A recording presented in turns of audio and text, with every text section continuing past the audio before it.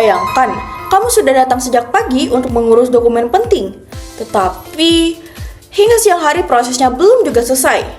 Apakah masalahnya terletak pada jumlah pegawai, atau justru pada sistem pelayanan yang belum optimal?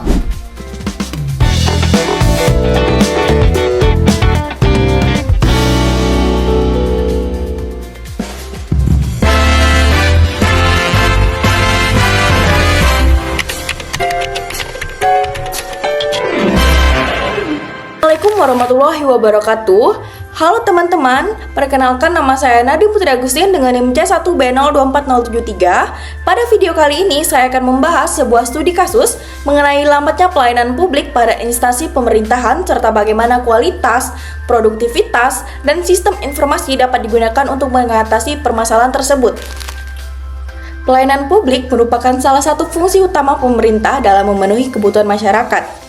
Kualitas pelayanan yang baik tidak hanya diukur dari hasil akhir yang diterima masyarakat, tetapi juga dari kecepatan, ketepatan, kenyamanan, dan kemudahan proses pelayanan itu sendiri.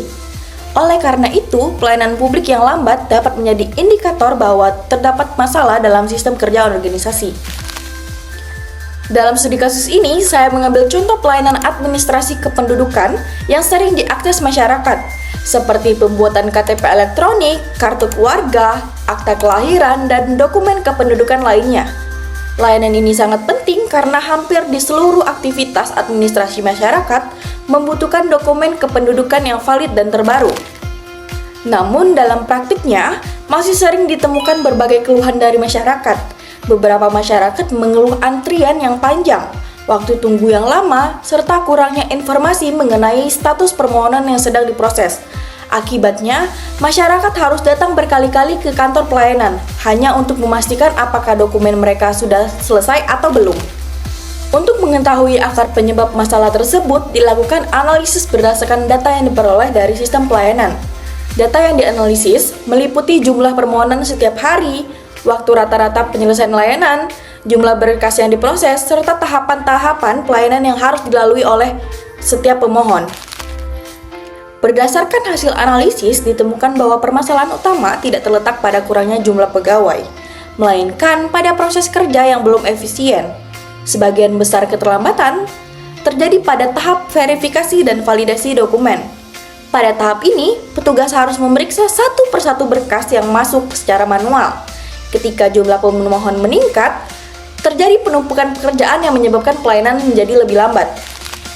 Dalam manajemen operasi, kondisi seperti ini dikenal sebagai bottleneck atau titik hambatan. Bottleneck terjadi ketika satu bagian proses memiliki kapasitas yang lebih rendah dibandingkan dengan bagian lainnya, sehingga menghambat keseluruhan alur kerja. Akibatnya, meskipun bagian lain sudah bekerja dengan baik, pelayanan secara keseluruhan tetap mengalami keterlambatan. Selain itu, sistem pencatatan yang belum terintegrasi juga menjadi penyebab tambahan.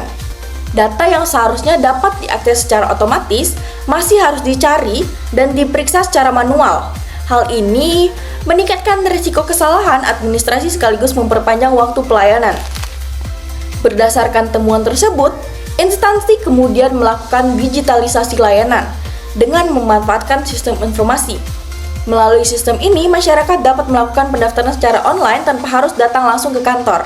Dokumen persyaratan dapat diunggah melalui aplikasi atau website, sehingga petugas dapat melakukan pemeriksaan lebih awal sebelum masyarakat datang untuk proses lanjutan. Tidak hanya itu, sistem informasi juga memungkinkan integrasi data antar bagian.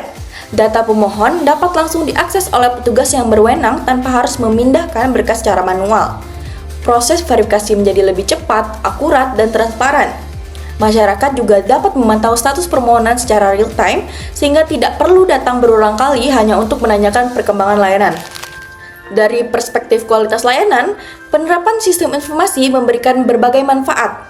Waktu tunggu menjadi lebih singkat, tingkat kesalahan administrasi berkurang, dan masyarakat memperoleh informasi yang lebih jelas mengenai proses pelayanan.